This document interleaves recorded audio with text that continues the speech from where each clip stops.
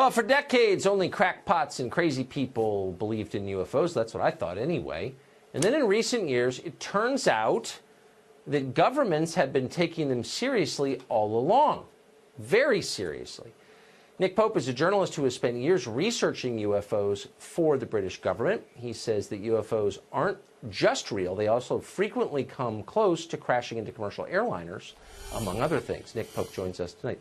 Nick, thank you very much for coming on. So it's really not a question of, do governments believe UFOs are real? Yes, they do. The United States government does. The British government does. The question is, do they have any idea what they are, where they're from? No, we don't. We keep an open mind on it. We don't rule anything off, take nothing off the table with this.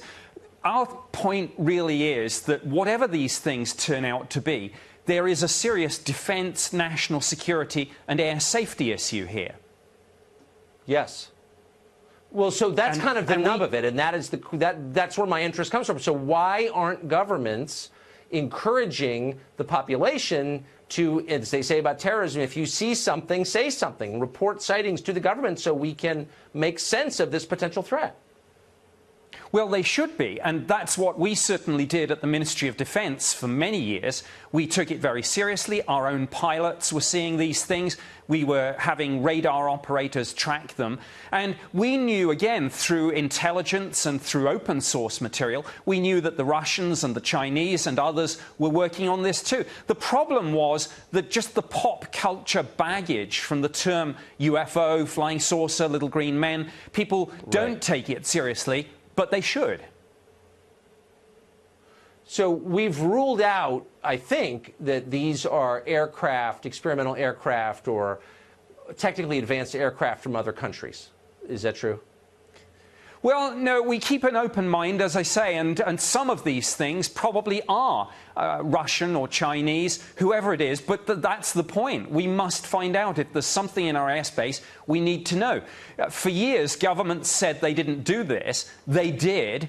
I did it for the British government. I can only talk about this now because my old employers are gradually declassifying and releasing information about my old job. We now know, of course, the Pentagon had a program too. I think it will take congressional hearings to get to the bottom of all this, not just in the United States, but all around the world. And I'd like to see those congressional hearings.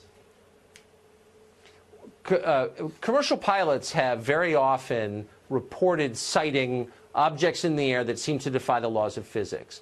To what extent are these objects a threat to commercial aviation, potentially?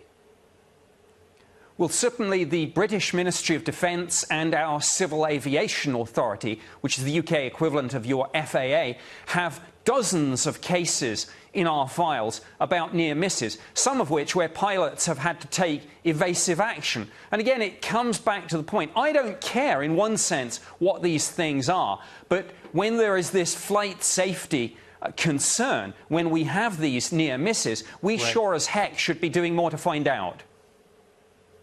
That's for sure.